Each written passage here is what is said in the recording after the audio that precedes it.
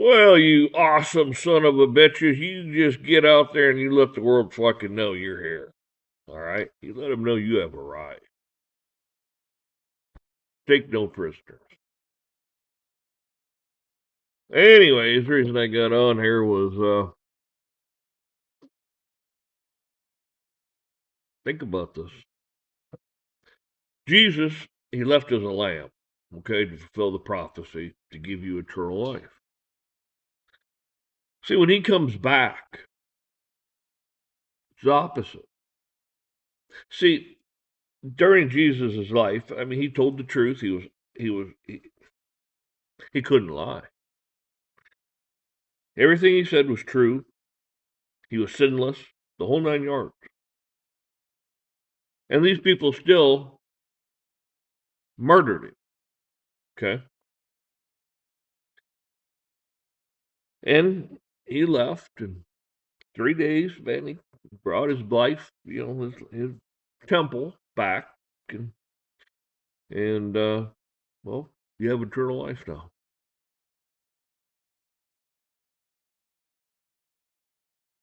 So when he comes back, he's coming back as a lion.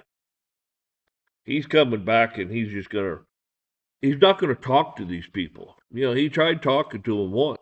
He tried rationalizing. He tried telling them the truth, so on and so forth. They didn't want to listen. They just wanted to kill him.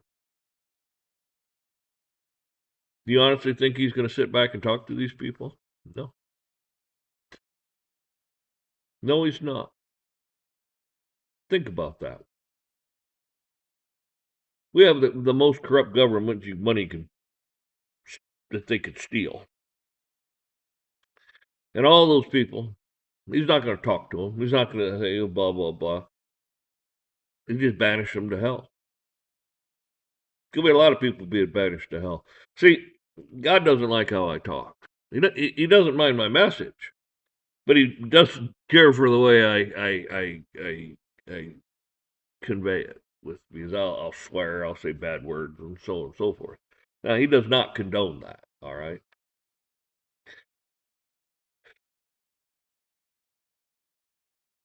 But these people on this planet, they don't listen. They don't understand. They don't want to. They're more concerned about how much they can steal, how much what they can get, what's in it for them.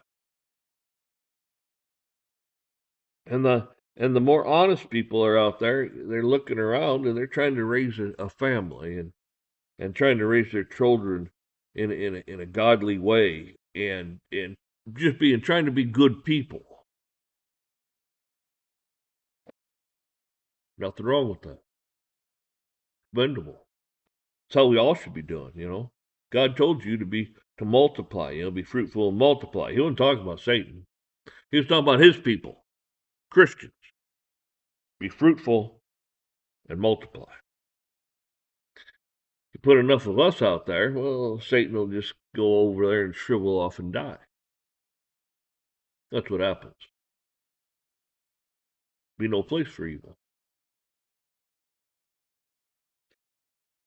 But we didn't listen very well.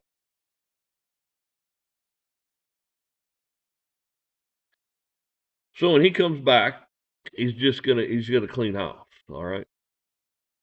Not gonna talk. I mean, if you think you're gonna be Perry Mason, and a lot of people probably don't know who that is. So a lawyer, the best lawyer in the whole world. Okay. So when that happens, don't think you're gonna stand there and present your case. It's already decided. So people, get right with the Lord.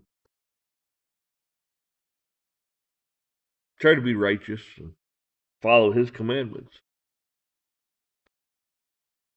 It's hard to do things like that when you have so many people out there doing the opposite and targeting you. But what Jesus told you is they hated me before they hated you, and they'll hate you just because you love me and you follow me. Not that you did anything wrong, not that you did anything to them. They will just hate you because, well, you're here and you love me and you follow me, not for any other reason.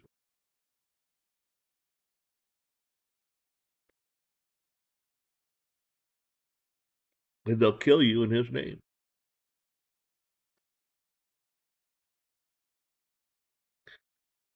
So if you think that you're going to just sit there and get through this, I can't say you can't. Some may. Most probably won't. But I can't say that for sure because I'm not God. I don't know God's plans as far as individuals. And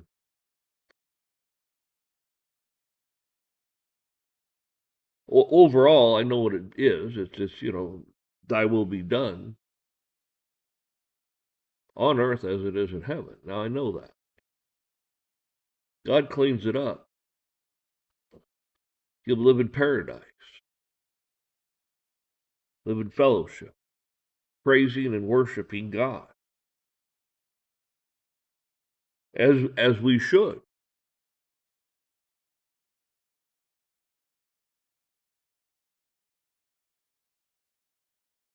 It was like, I think it was Peter. He said, you denied me 3 times before the rooster crows. Oh no, I'll never do that. I love you too much, Lord. Blah blah blah. Well, we all know how that turned out.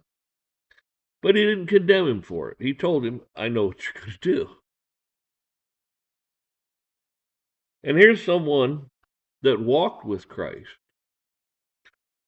watched his miracles, watched him bring people back from the dead. From the dead. You can do that, except God.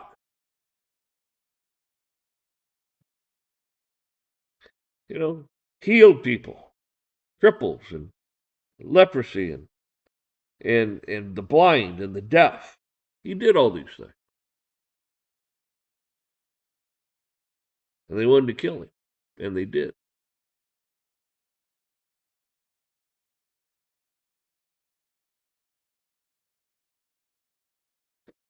But back to Peter.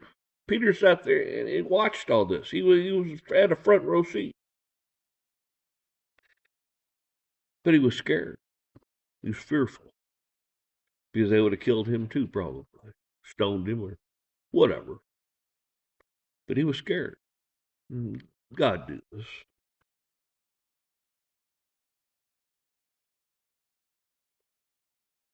So yeah, gonna be a lot of people scared.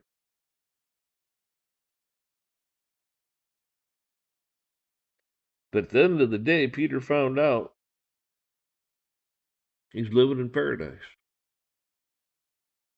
where no one can harm him. Never get sick. Never be hungry. I mean, it's paradise, people.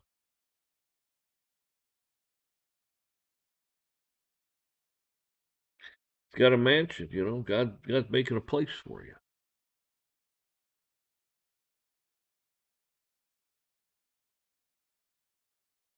All your needs or whatever will be met.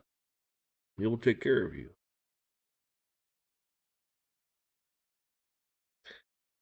I guess we'll figure all that out later.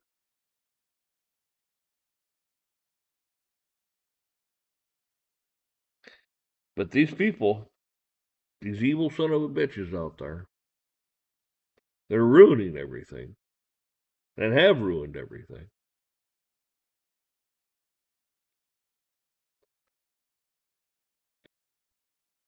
They know their time's short.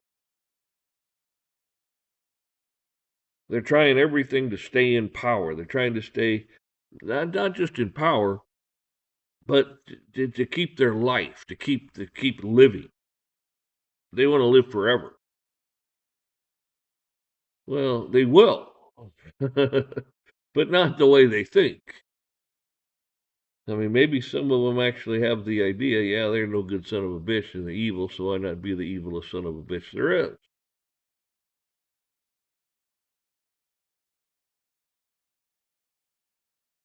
So basically, that's the reason I got on here because you know, just remember when Jesus comes back,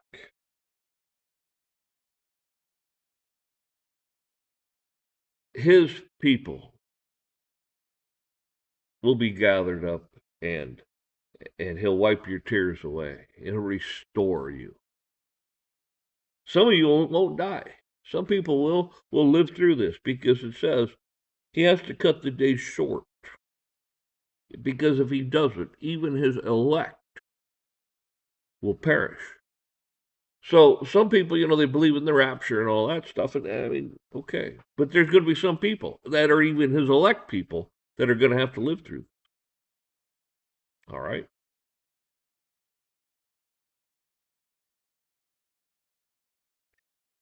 And if you're giving your money to some son of a bitch on here that goes, oh, send me this and I will put my hand on it, we'll pray, and you'll get tenfold what you gave to me.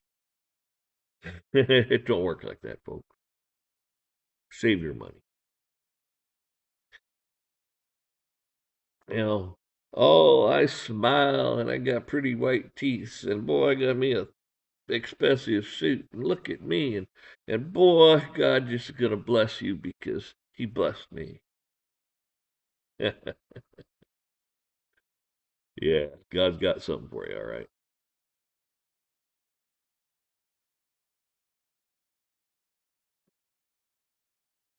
Well, why don't you do something good? Oh, we feed people, we do this. Why don't you sell those jets you got? Why don't you sell that big multi-million dollar mansion and all these others you have and all these places? Why don't you sell all those and actually really do some good?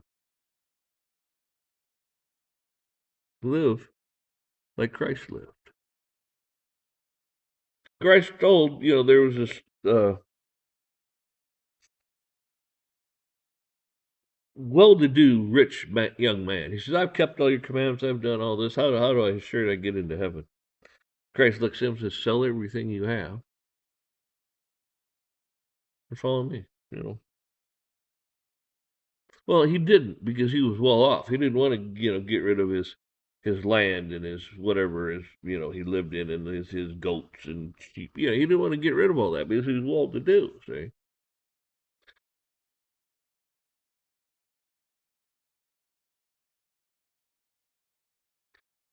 maybe some of you pastors out there should think about that real hard. Well, you still have time.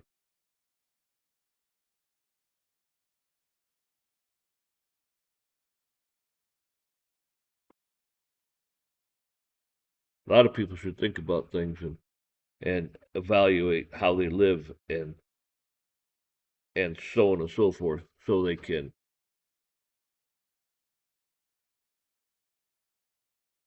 maybe maybe I don't know if we even have half a chance,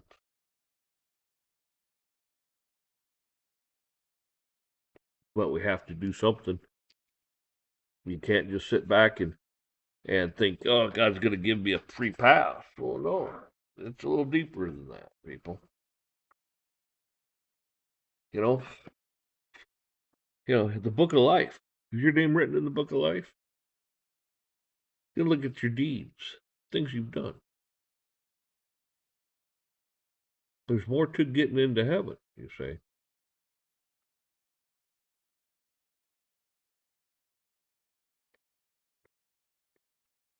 Oh, I believe in you, Lord. I believe in you. As I rip off my neighbor, as I hate my neighbor, as I'm doing all these rotten things. Oh, but I believe in you, Lord. Be gone from me. I did not know you.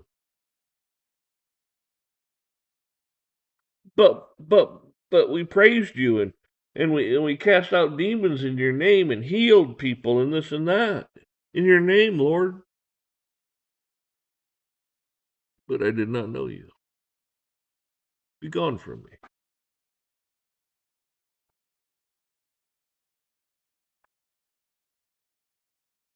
Evaluate your life. Don't lie to yourself. Do not lie to yourself. You're playing with your soul, your spirit, playing with eternity. God knows the truth. Ask Him.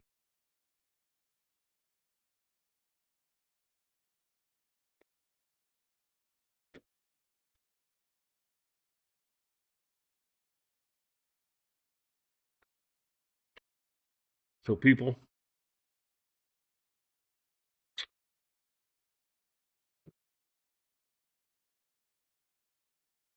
no reason to be afraid. Prepare. I'm not saying go buy a grocery store and stuff it in your basement. I'm not saying that. And if you do stuff a grocery store in your basement, are you just going to sit there and feed your own fat face, or are you going to go, oh, my neighbor needs some food. Come on over and we'll get you some. Hey, bring your kids over. Here's some food for you. Oh, you need food too? Hey, come here. Are you going to be one of those that helps your neighbors and listen to that stuff, and knowing that you don't have enough food to feed everybody, knowing that it's going to run out sooner, knowing you're going to be in the same boat they are,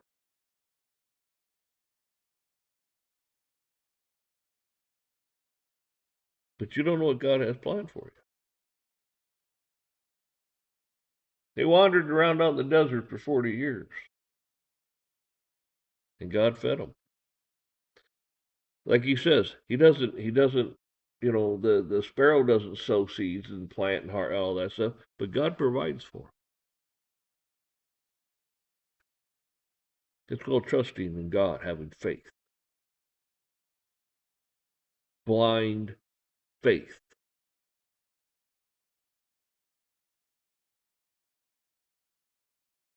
And the worst thing you can do is lie to yourself. Well, I'm a good person. I'm a good person. Ain't none of us good. None of us. There's only one that was good, and that was Jesus. And look what that got him. Of course, it had to be. But, we always say, oh, he's a good guy. Ah, he's all right. He's a good guy. There ain't nobody good.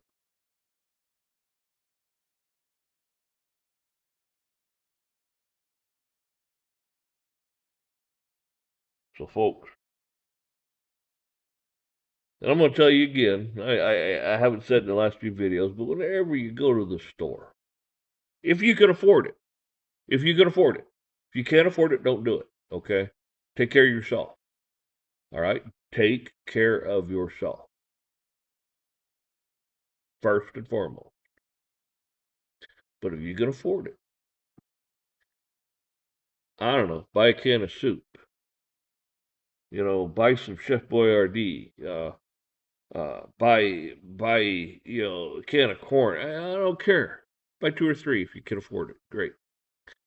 And take it to the local pantries or the local churches and stuff, because there are people that do need that. Okay. And the same thing with the humane societies. Remember, there's dogs and cats that are just being thrown out here and there and stuff, and they're busting at the seams and they can't afford this. It's not that poor dog or cat's fault, and then just going to give it a damn shot because why?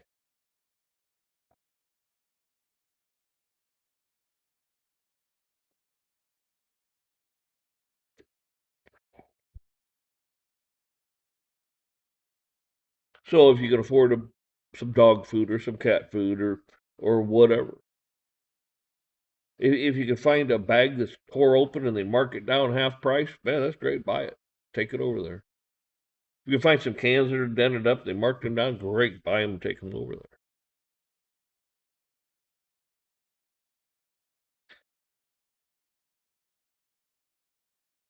Help. Do your part.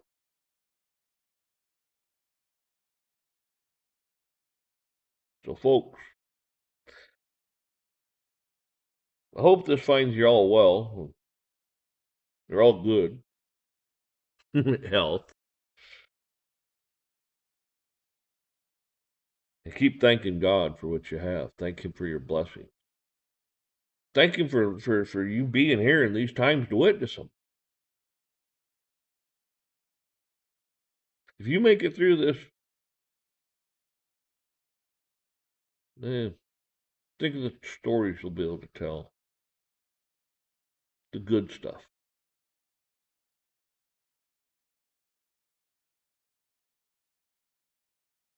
Think about that. Why did God choose you to go through these times?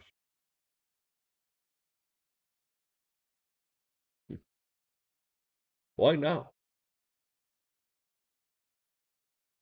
Why not? Why weren't you born 100 years earlier? 200, 400 years, 1,000. Why? Why not?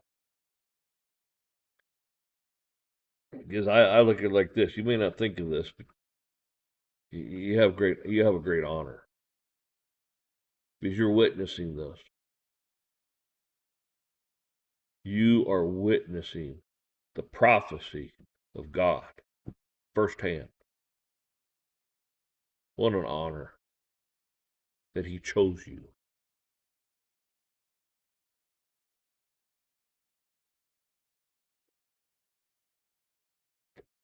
Something else, ain't it, man? And women. I know if I don't say that, I catch hell for it. I catch enough hell for how I speak because I'm not nice all the time. Well, folks, may God be with you and bless you.